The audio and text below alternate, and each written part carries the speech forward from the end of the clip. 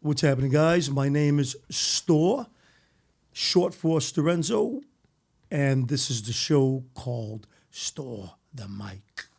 Like the way I said that, Mike? Yeah. Yeah. That sounds right, that sounds like a hit. Anyway, this is our first show.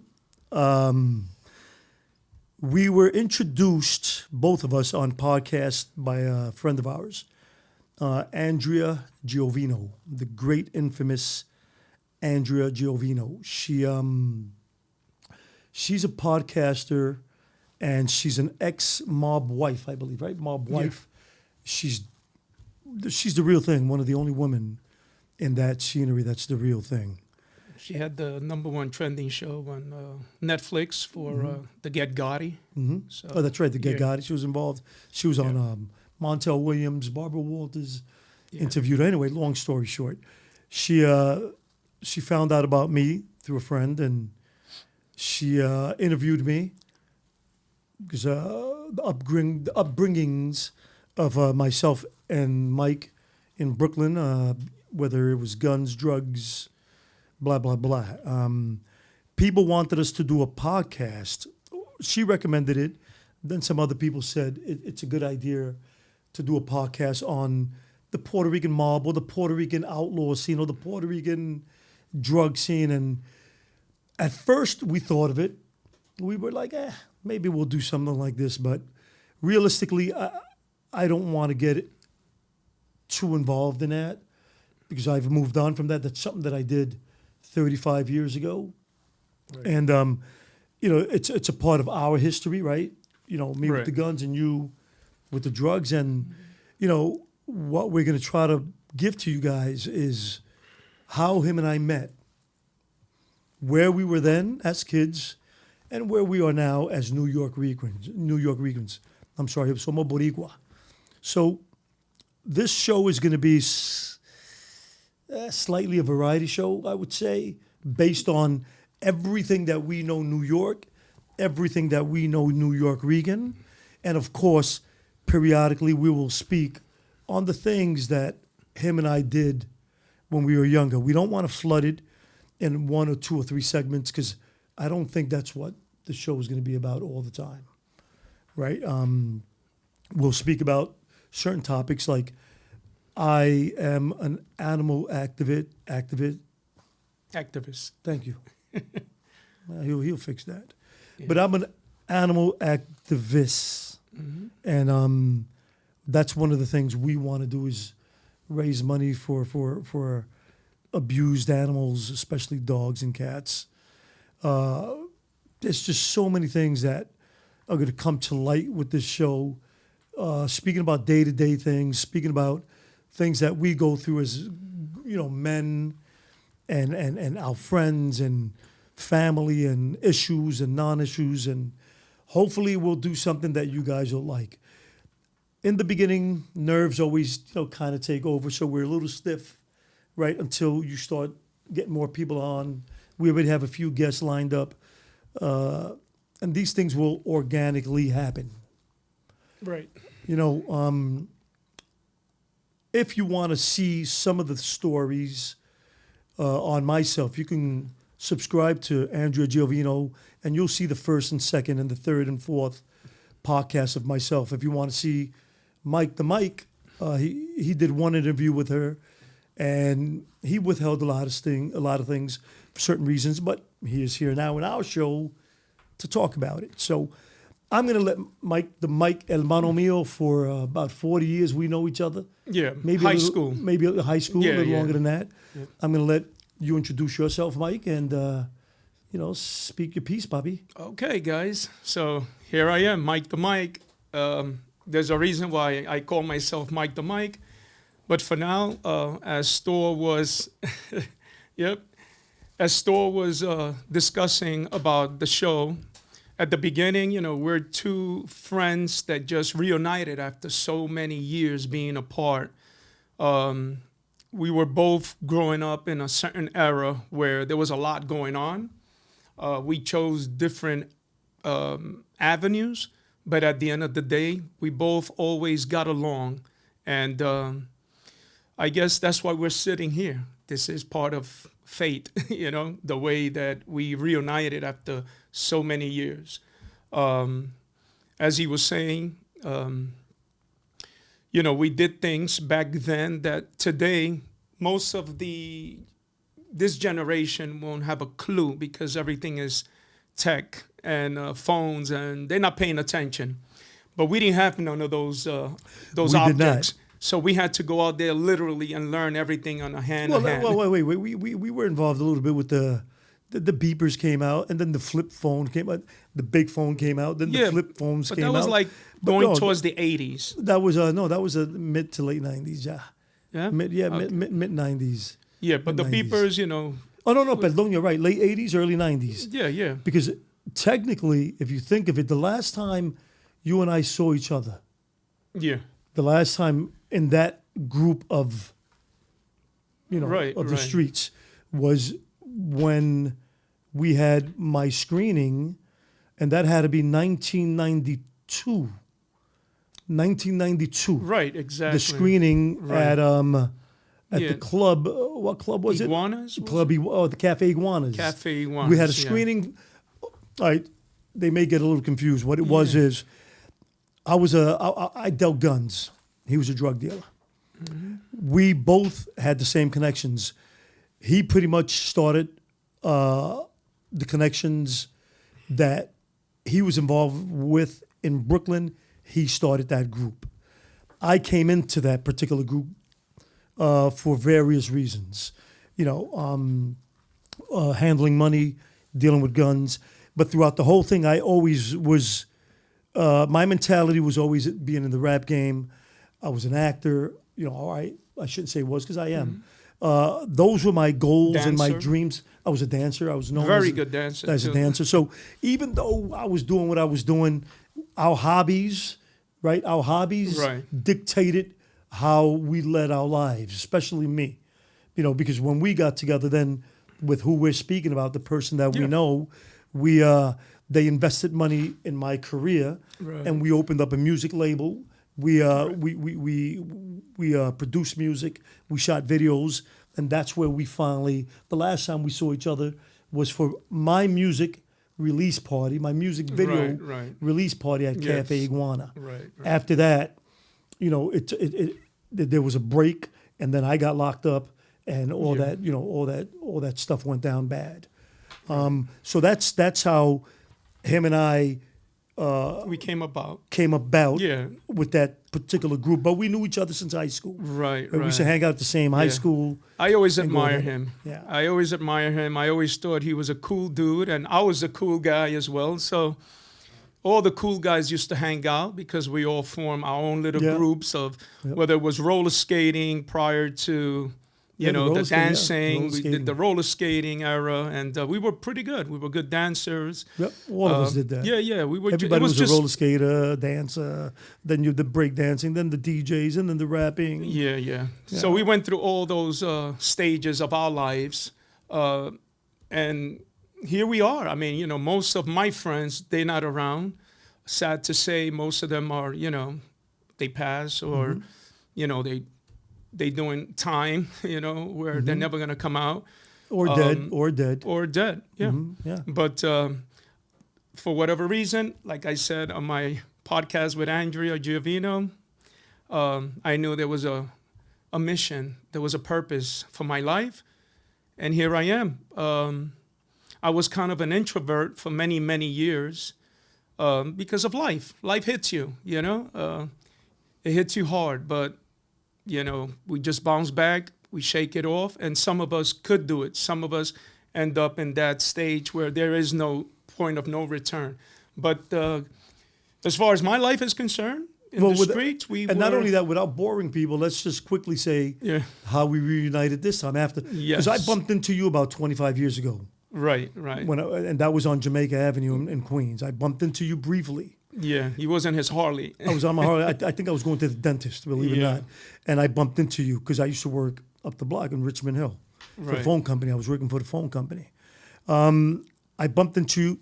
We said, "What up?" Never saw each other again until that one time when I came home and I saw you at a club. And then, man, another 20 years go by. Wow. And a friend of mine, Unc, we're going to give you a little credit. A friend of mine, Unc, he's looking for an apartment and found this realtor, goes to Queens, and the realtor tells him to come in. He starts talking. He's talking to the realtor. While he's in the apartment, while he's in the realtor's office, he picks up the phone and he calls me. I think he called me or I called him. He called you. He called me for some reason. And he was asking me a question about something. And then he goes, but store. And when he said store. Yeah, I said, there's only one store that I know. I said, can you ask him if his full name is Storenzo? And he didn't even know your name was Storenzo. He said, yeah, I think so. I think it's Storenzo. Yeah, and when he called and I heard his voice, because he has this distinctive voice that you can't get rid of that. Right. It stays in your mind and your head. But sure enough, next thing I know was we're talking on the phone and he showed up. What was that, like a few days later? Yeah, a few days later I showed up with him because he was going to give you the deposit for the right. You and I linked up. We started talking.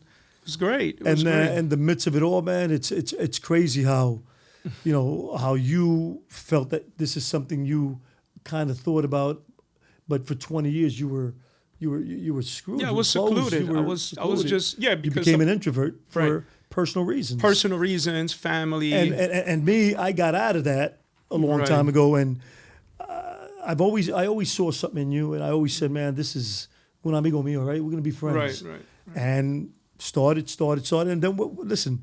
As we go on, we'll tell you crazy stories. How am I so far? You're good. We've just been hanging for like what, 5-6 months. But ironically, even meeting me, he didn't trust me because listen, there was a hit on him, right? Exactly. He thought I was involved in that hit, which I was not.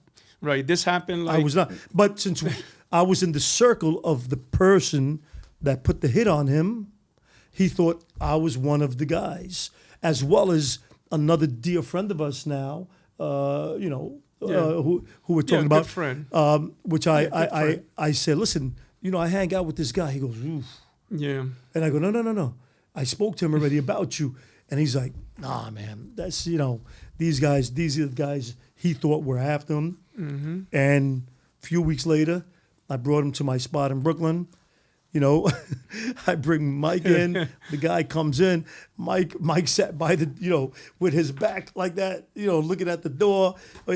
Kept talking like, are these guys here to, like 40 years later, 30 years later, are they still? Yeah. And I was looking to see if I see like a plastic bag on the floor, And obviously, I went there by myself, because I still have those old cojones pants, you wear once in a while. You still think that you're gangster, but here I am. Almost at an age where the arthritis is kicking in. And long story short, the guy also wasn't involved with the hit as well. He tried to send him, but he said, bro, no way. He said, if anything, the way the world works, if anything, he would have followed you if you would have given him the green light. You know? So, and like I said, these are deeper stories, and these are, it's literally street, these things that we're talking about, literally street stuff. So I just want to say that, and I want to tell you in front of the camera here, is that I felt like, I felt relief. Like I said, wow, I still have a friend of that era, because I didn't feel like that. I was always, always looking around because you never know. I always stood here in New York City. Ironically, not everybody does that. You do your dirt and you come to a certain point in your life where you just leave. To me, I never done anything, that's going to hurt anyone in any way, shape, or form. To me, I say, you know what? I'm going to stay because I'm not going to tell and show people that I'm running. I'm not running, because when you build, when you build yourself in the streets, you become your veins. You have cement in your veins after a while that you just don't care about what's around you. You just, you do what you have to do, and you try to solve the problems the best way you can, streetwise. I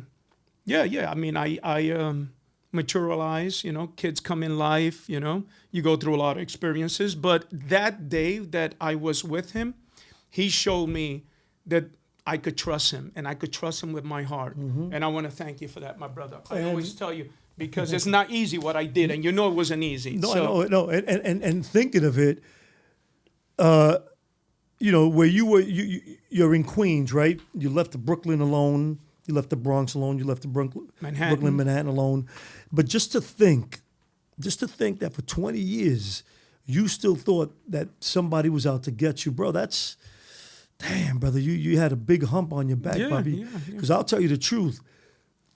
I cleared all that shit up. Yeah, I cleared a lot of stuff. No, but I'm not saying you did anything wrong. What I'm saying, I cleared that up when I was younger, right? Because I knew I couldn't leave Brooklyn. ¿Tú me entiendes? I knew my family was there.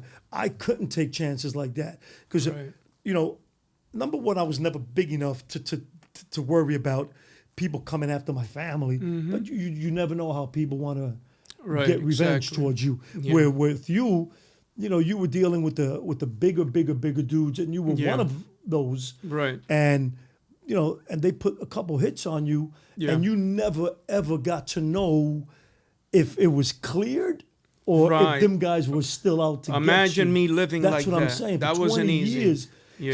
So the moral of the story is the one particular last guy that he thought was after him was the guy that I brought, about two months ago to my spot and got him together. And the guy was like, "Dude, you're crazy. I'm not." And bro, your life from that moment on just I mean, listen, I got one thing to say, and I would say it, to everybody out there. I mean, whatever we do when we were growing up, we play gangster, we do what we got to do. We're from the streets, right? So we have to get our respect in the street. But I hold no grudges. I'm going to be 60 years old. I ain't got time for that stuff. Every day you wake up now, you find out what part of your body is functioning. It takes me like half hour just to figure that out. You mean you cough and fart at the same time? Bro. Well, you go right. So to me, I have no grudge. No, I hold no grudges, and I honestly feel that I always said if there's people out there that still feel a certain way, I'm pretty sure you know how to find me. Because I never left. I'm always here. So. In Spanish, we say, el que no tiene hecha, no tiene sospecha. And this is the way I live my life. Yep. So I hope that, people that felt disrespected or a certain way about me, listen, I'm at ease and I'm at peace with you guys and whoever it is. And I feel that it should be the same way. I feel because we get to a certain level that, what are we going to do? Our whole lives, if you didn't really do anything bad, you can't be living that life. You won't be able to live. It's like a zombie, So to me personally, that was a situation that I went through with Storr. He proved to me that I could trust him. He has a society of guys, motorcycles. I used to ride motorcycles when I was young. I haven't touched a motorcycle in over 40 years. I'm getting tempted. You'll be there. It's hard to be around. I'll give you another 2 months and you'll be there, brother.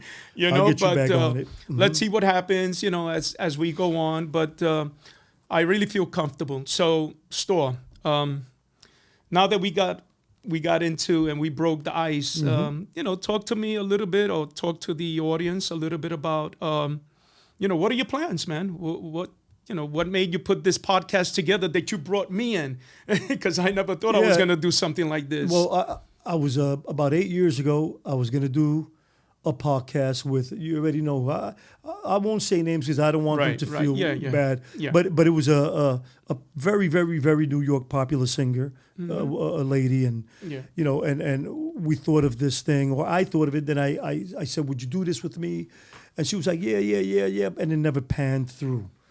I was planning to do it alone, but then I had obstacles too, and then I had surgery in 2015. And I went through some depression. What happened to you with the surgery? Well, I had kidney surgery. Kidney surgery from something that occurred years back, but it went south. It was supposed to be in and out.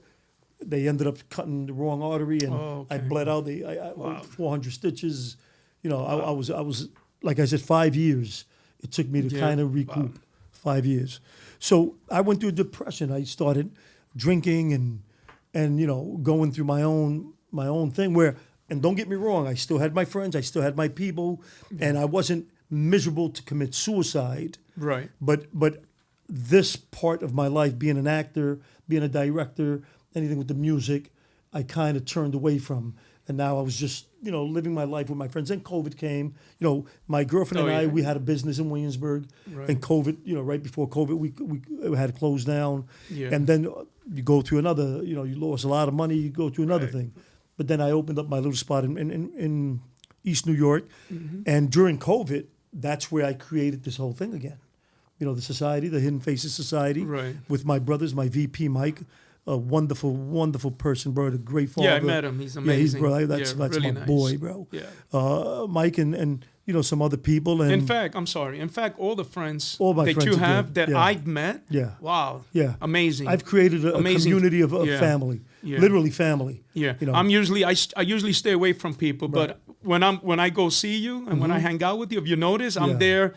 I'm usually in bed by 10:30. I'm there Yeah. till like 12, 1 o'clock in the morning. Yeah. So they are really good people. So Yeah. I kind of always had this in the back of my mind. So ironically, the end of last year, I bumped into a friend of mine. I forgot how he communicated with me. We got into communications. Francisco. Yeah. My man, Right. Madge, and him and I were going to do something. And but after hooking up with him, linking up with him, he has things going on in his life that I don't think it's the right time for him yet. Yeah, it's time. But, It's timing. Pero me dio la fiebre. Okay. He opened me right back Right, up. Me dio right. la fiebre. So in other words, he gave me, he opened up Right, Pandora's box in a good way for me. Because Yeah. now I'm like, shit, I'm doing this again. I'm going to start doing this Right, again. right. And then speaking of you, right? And ironically, you Yeah, knew someone that had this whole thing. Exactly. And dude, it just kind of fell in Yeah, place. yeah. So I was speaking with Mike, and I said, I wanna do a podcast. Would you come on board with me? He was like, oh, no, I don't. and everyone else is trying to get you to do stuff before. Yeah. And anyway, long story short, here we are, and I'm Here so we are. grateful that I got you on board. And I really hope that that you're going to get acclimated to this pretty quickly, hermano, because you've adjusted. Yeah. And I just hope that we can reach a certain audience, especially los boricua de Nueva York, that we grew up in a certain era, being the age that we are, and there's so many things out there, but there's not a lot of things out there for people our age as far as being an open book and communicating and being truthful about stuff, right? Because, yeah, go ahead, Pa. I'm sorry, but especially two guys that we would consider like Pretty boys. Pretty boys. Bonitillos. Exactly. The bonitillos. Yeah, two bonitillos. Yeah, I mean, now, those are pretty we boys. still think we're pretty and good No, looking. I'm but way gone. I'll take off my exactly. teeth and everything. But, it's like, it's crazy how we could just, it shows you that, even back then I got along with you. Yeah. No, Because- we always got along. Yeah, all the guys You I and I hung always out got with, they along. were good looking. We use yeah. each other to, Yeah, attract yeah. women. This Yeah. was, the era of, Yeah. attracting women. So you look good, we dress good, we smell good. We And here we danced are. good, Yeah, we we danced danced good, good. we We did did just everything. about everything, that particular era called for, with the exception, of course, I did all that, but I still had the mentality of the street. And the street couldn't come out of me because I was raised and I was taught by the best in the business. I'm talking about back in the 70s. I ended up, I'm a native of the Bronx. I was born in the South Bronx. I wasn't raised there, but I did a lot of work there. I made money there, But I was raised like Lower East Side, So Lower East Side was... Getting into the segment Yeah. real quick, so we don't bore people Yeah, with what yeah, we want of to do going course. forward. So, we have a little history of what we've done and whatnot. Talk about your history, Bobby. Just say, what was it that how did you actually get, without naming names, but Of you course started in the not, yeah. Lower East Side, Yeah. right? You started, and how did you start your own drug Right. business? Yeah. So basically, I was taught at an early age to keep my mouth shut, the code of silence. Back in the 70s, it was a lot different than it is now. I was young, running around, learning. I was very observant. I wasn't raised with brothers and sisters. So my brothers and sisters was my friends in the street. And everybody liked me because I was always a pretty cool kid, you know, a little man. They call me little man. As in fact, you know, with a big afro back in the 70s. And they used to call me Shorty because I was short. Yep. So you know, basically I learned a lot. Some guys took me under their wing. You know some of the guys, you know, from the Lower East Side. That's the Lower East Side. Yeah, and we're talking about the biggest guys in Lower East Side. Yeah. I mean, the biggest cartels in the when you LES. talk about drugs, LES is a very, very, you know, famous location for people that gain a lot of knowledge, you know, and a lot of and wisdom. they took you under their wing because, you know, all of them were older than you. Like they same were thing all with older me. They than were me. older Yes, than you. yes. So I learned from them, and as I got older, I started working with them. And because they already knew me from when I was young, and they could trust me, they knew I was a trustworthy kid. They always looked out for me. There was a few of them that took care of me. You know, Took care of you how? Financially, Okay. because they know I was struggling. Right. I was living. I was in the Lower East Side, but after that, as a kid, I went to Brooklyn, Marcy Projects, a real tough Well, who was area. living in Marcy? So my mother? uncle. Your uncle was living in My Marcy? uncle, my aunt, my uncle, and moved in I with was them. living with them for a while until I had an episode. You know, Yep. I was kicked to the street, and I went to live with a friend of mine. I had no choice. I was still in high school. I got I graduated. I don't know. I did it. I don't know how I did that, but I went to school. I tried to educate 'Cause myself. I dropped out. 11th grade, I dropped out. I had gotten left back twice. I dropped out. Yeah, I just felt that there was a purpose, there was a reason why I was doing the street thing. That was just to get me by to the next level. So I went to school. I wanted to go to college. I wanted to be somebody. Unfortunately, that wasn't the life at that time. But when you were in school, right? We used to go to Eastern District High School Right. in Brooklyn. When you were in school, were you already dealing drugs? Or was that almost the at my beginning? senior year. Senior year? Because I remember. Yeah, and I believe, almost at the beginning of the senior year, I was already working with the guys from the city. Like bagging and stuff? I was running their bag up crew. Right. Which a bag up crew at that time, you know, was like something that you have to really, really concentrate, put a lot of, hard work and emphasis because you can't make mistakes with these guys, you know? They're trusting all the stuff on you. Right. And they brought me in because I had a crew of guys and I brought them with me. But I told all my guys, you know, this is loyalty, you know? And how old were all your guys? All my guys, they were 16, 17 years 18, old. yeah. And we were all running young. one of the biggest operations. We were bagging up for one of the biggest operations in Manhattan. Like, you know, the spots in Manhattan were making 100,000 a day or more. Just think about that type of money, you know, back in those days, you know. So, So I did the streets. And then I felt like I was ready. And I had a friend, a good partner, you know, a mutual friend. Like, you know, we meet a lot of people. We're all connected. Well, that's the person that kind of brought us together in the game. In the game. Listen, very smart person. But you're the one that started him. Isn't that ironic? In one way, I was the connection. Yeah. I was the connection. I just decided, you know what? Let's make this happen. Let's get us going.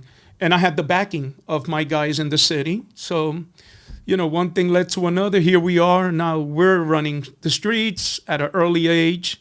And later on down the road, that's when, problems come. We ended up... before the problem, bro, listen.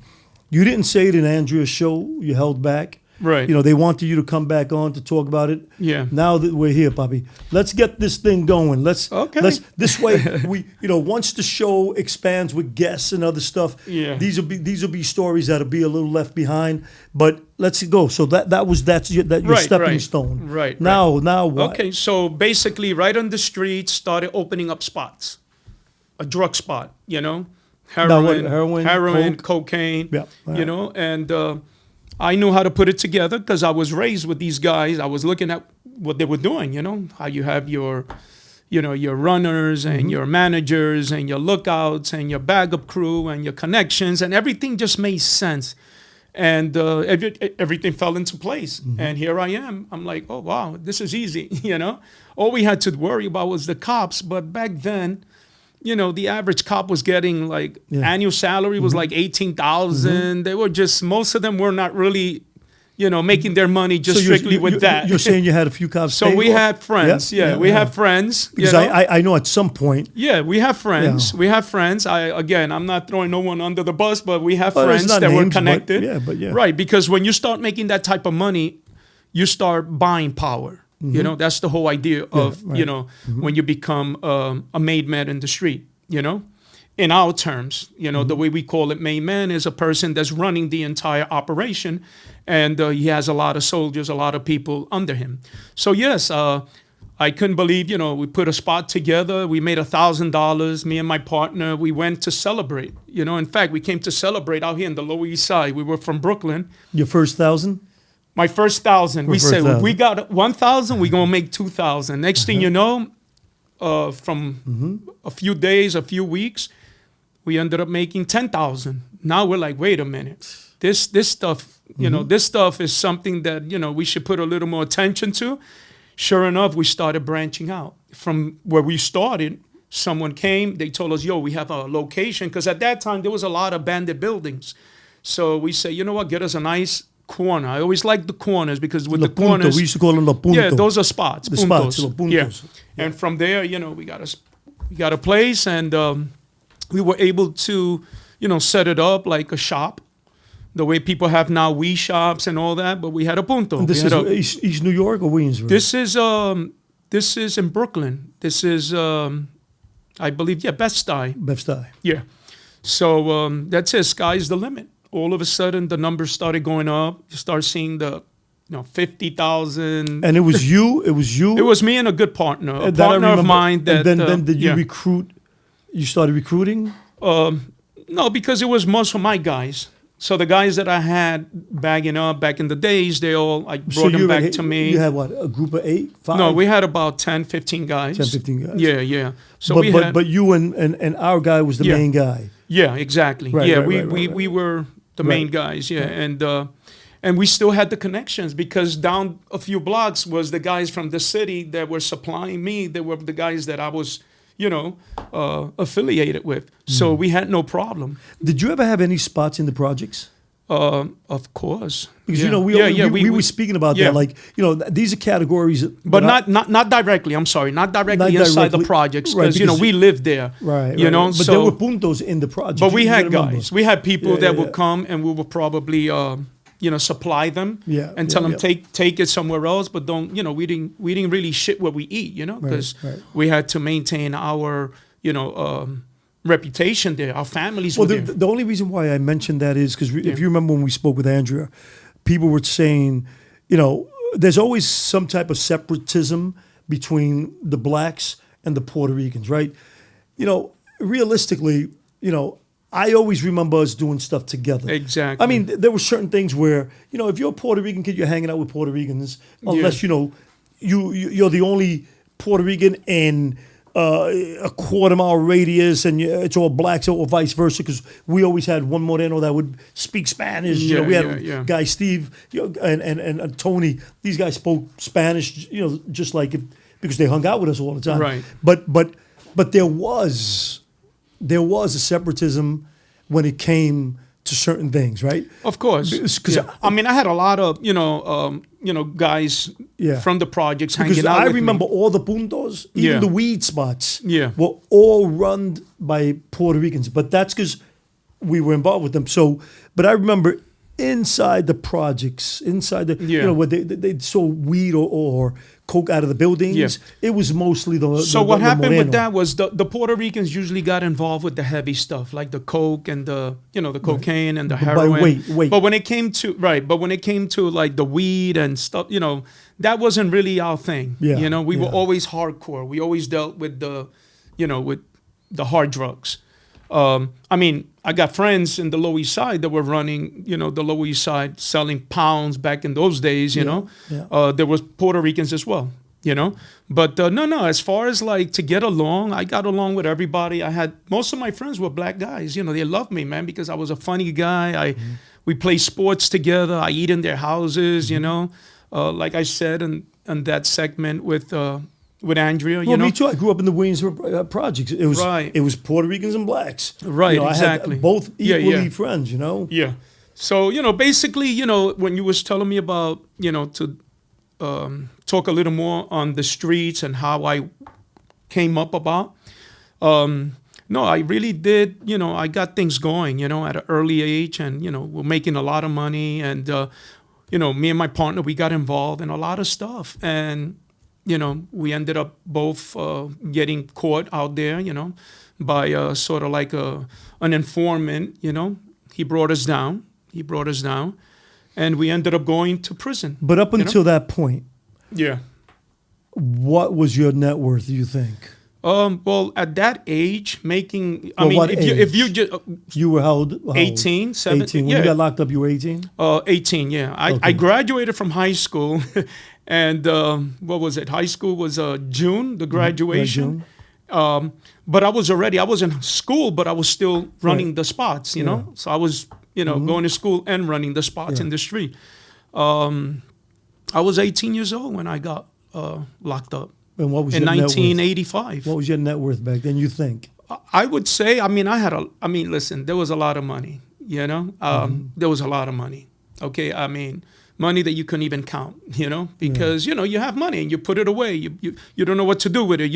You're afraid people are going to steal it. Everybody's your enemy because whoever you give money to, they want you to either go to jail or get killed so they could stay with it, So back in those days, we did things in a different way where we tried to invest in different forms, different ways. But we did invest, but we ended up losing a lot of stuff, And it's crazy when you think of it. Like, I remember how your posse roll and then our posse roll.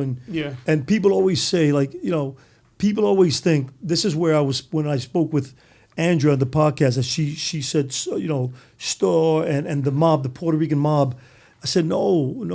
Listen, I understood why she said the mob because, to them, anything related with drugs and guns is organized mob, crime. organized crime. Yeah. But we never, that's an Italian word used more for the Italian cartel and whatnot. Where with us, it was just, drug dealers and pushers and gun smugglers.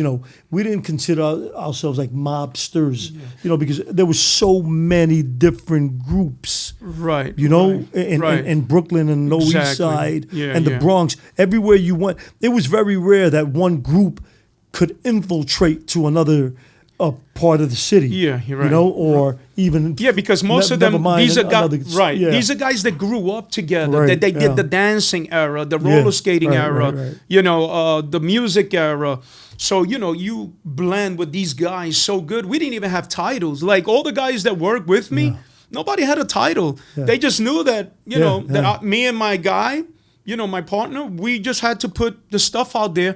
They all volunteer. We didn't give nobody titles, from soldiers to, whatever levels, you want to put. We just grew up like a family. And I'm glad you said that, because when I think of it, once someone thought, remember, we're always talking about the realism of who we know and what we know. Right. Once someone that thought that they had a title, that's when it crumbled. Yeah. Because that's when they started putting hits out on people. That's when they started paying off people. Because when it was a friendship thing, your boys you grew up with, and let's do this, no one ever had bodyguards. We fought ourselves. If someone approached you, had your own guns. We were our own self-bodyguards. Right. We all knew how to fight. We all had cojones. We were our own army. You didn't need an army. You had your own army. But once it got where the money got bigger, and then the infiltration of other things, it started crumbling. Yeah. It started crumbling. So what happens a lot of times is there's always one that gets a little greedy, and they want more. Yeah. And, it's not right. Me, I always work with an open heart. I took care of everybody. I was the type of guy that I said, we're all going to make it together, But there's always somebody that wants to, Right, to be the head. Right, and you know what? It's okay. Yeah. That's just the way the business is, that's the game. Yeah, but it's not okay. But you learn it's not as okay, because that's how it crumbles. Yeah, but as you develop, you learn. and you start picking up, because we don't stay kids. We grow. So a lot of people just have different, mentalities. They want to do certain things. Unfortunately, sometimes people don't open up enough. People are not honest enough to say, you know what, let's have a sit down. Let's go over certain issues. And it becomes a cutthroat. And then that's when the problems come. Yeah. Right. Yeah, So, yeah. basically, like I said, listen, I lived the era. I did very well. Like I said, we ended up getting caught up. I did a bid, I did mention it in my first podcast. They gave me a 3 to life bid. Most of my guys weren't so lucky. Some of them got 5 years, 8 years. But, you do what you have to do. You came out. There was no snitching. There was no ratting out. Straight. We thought. Well, at least at my end, okay? Yeah. What I'm saying is, but that's when you were still, that brotherhood was still aligned. Yeah, of course. The minute someone wanted to go to the next level, they kind of bump you off. And that's where all that trifling stuff comes in. Right. ¿Tú me entiendes? Like la pelea, the fighting and the and going behind your back. Because I remember this person making a little money behind his back because he felt that he wasn't giving him enough. And bro, and it just starts to crumble, dude. Yeah, because once you get the taste of that, that slickness and that, conniving and get over. I never had that attitude. That's why I'm sitting here. Because I never had that attitude. To me, I did what I had to do. I wanted to take care of everybody the best way I could. I wanted to keep my friends. I didn't only want to make money. I wanted to be able to say later on, I want to be able to sit down and we could and have talk a great, about what we did. Yeah, because this to me was like a job. It was a job. I had to go make money. But because I was raised in the streets and I learned from the toughest guys out there, they taught me. They didn't really teach me. I was observant. I learned everything, and I was always with my mouth shut, but always open eyes. And they liked that because they say, you were also the first one to throw a punch if something happened. Exactly. I was always the shortest one, so I always had something to prove. Yeah. And because growing up in the 70s, everybody was kung fu fighting, so we were all, we were all into martial arts, and Sunday matinees with karate films. Yeah, exactly. So you grow up like that. Once again, I hold no grudges. I'm open. Whoever ever wants to come and say, yo, what's up? What we did in the past is the past, and that's it. How are you? I'm glad that you're alive. I'm alive. We made it. Where can we go from here? You understand? Unfortunately, I know not everybody agrees with that. Me personally, for whatever reason, not because I'm scared, because I was never scared. I stood here. Everybody left me. I stood here. Whoever wanted to come and get some, they, by all means. But I say, you know what? It's all right. I grew up in the streets and I got to face that. Yeah, you throw things under the rug. But personally, to me, it was an experience. It's something that today, that's how movies are written. That's how books are written. You got to have a story. Everybody has a story. Not everybody's made for this game, because some of them, they start singing immediately. They start singing, and like I said, I guess I was made for the game because, I believe I did what I had to do and I try not to hurt no one. You understand? But I know that there were people trying to hurt me, and still I try to keep my composure and say, you know what, it should pass. But it's funny the way your outlook is on the game, because the game is a notorious, cutthroat, devious game, and you were trying to be a good guy in the devil's bowl game. Exactly. Because the truth is, it's a game that if you gotta take someone out, you gotta take someone out, and it's not what you want to do, but you also have to have the cojones to do it. And not everybody's built that way either. Because I knew a lot of guys, listen, including myself. I didn't become kind of a badass until I was a little older, even knowing how to fight. Right. I grew up in an era that if someone was 3 years older than you, you respected them. Even if you knew how to fight or knew how to kick their ass, you kind of respected them, or you didn't want to get involved with anything that was going to harm the people around you. I had some incidences where I had gotten bullied or forced to fight, and And I was like, coño, and then, one day something happened to me and I snapped and I said, no, that's it. That's it. I was a bouncer for 13 years. Right. When you look at my size, I was never a big dude. Yeah, I remember you. I remember you being a bouncer I learned how to in the fight. 7th Street Phasax Yeah, bar. Phasax. And I learned how to fight.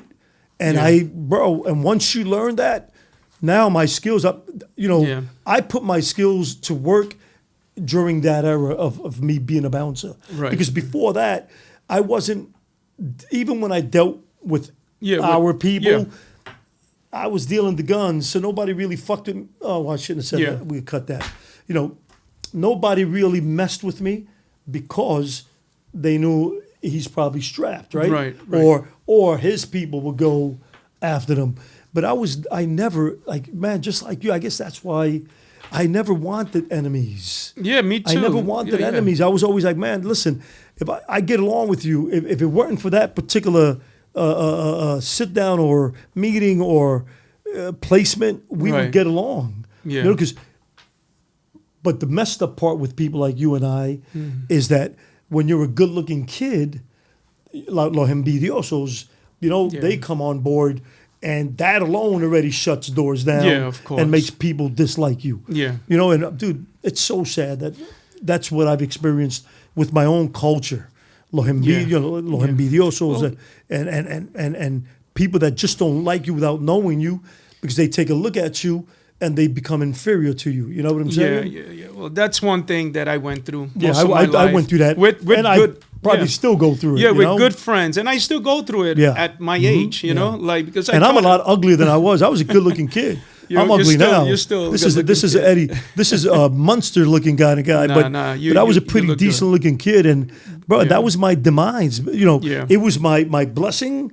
But it was my demise. Yeah. Well, it happens to a lot of people. I know a lot of my friends, good-looking guys. I always hung out with good-looking guys because we used to all go out dancing. Yep. Most of my guys, they were all good-looking. We go out dancing. You get, we're magnets, chick magnets, right? Listen, even when I started Hidden Faces, right? When I got bigger, I remember all the other clubs started coming back. You know what they called us? The pretty boys. Oh, there come them pretty mofos. Yeah. Because I hung out with good-looking guys, right. You know what I'm saying? And it wasn't something I planned because if anything, I should have been hanging out with the ugly guys just to get all, But dude, I always hung out with good-looking people. I attracted, and that's a big flag that you get, thrown in your back. Well, like I said, I've been through a lot of situations like that in my life with betrayals.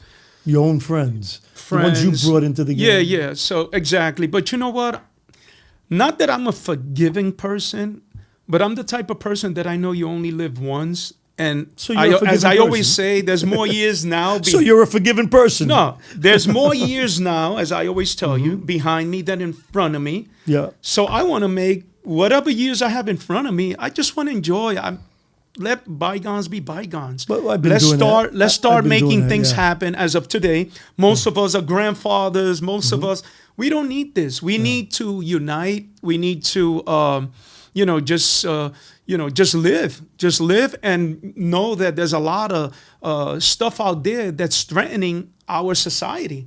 There's a lot of stuff that every day you wake up and you try not to even look at the news and you hear all this crazy stuff. And you just want to, you know what? I don't want to listen to that no more. I just want to live today and make today the best day of my life. You know what I'm saying? So, again, there's a different mentality we get. I guess it comes with age. It comes with, experience and wisdom. But all I could say is, listen, yes, my life has been a roller coaster, just like yours, just like everyone else's. But that's what makes us who we are, okay? This is this is how we make our bones. The ones that are raised in the streets, that's how we make our bones. The ones that go to school and have the parents and you're going to get educated, well, you have to grind with those books, right? Obviously. Their bones are different, yeah. Different bones, but at the end of the day, we're all human. We got to do what we got to do to try to make our lives worth living. So basically, listen, I hope that we were able to cover a little bit about us, some of it. As we go on, I want you guys to know that this is going to be a very interesting journey. It'll be an interesting podcast, I hope. I'm hoping, listen, what's my goal? I still have dreams of being a producer, a director, even an actor. It doesn't leave your bones. It never leaves your bones. However, what I'm hoping to get out of this podcast is the Latino community. We're the last of that era, man. The Gen X and the millennials, but we're the last of that era that saw no phones. Yeah, I'm talking baby about boomer the baby boomer X. So we don't have much to prove anymore because our history is going to be wiped soon, right? It's going to be wiped. Yeah. However, I'm hoping that at the age that you and I are, I know a bunch of good people, man, that love, they love just being tranquilo, they love life being at ease. They don't want no drama anymore.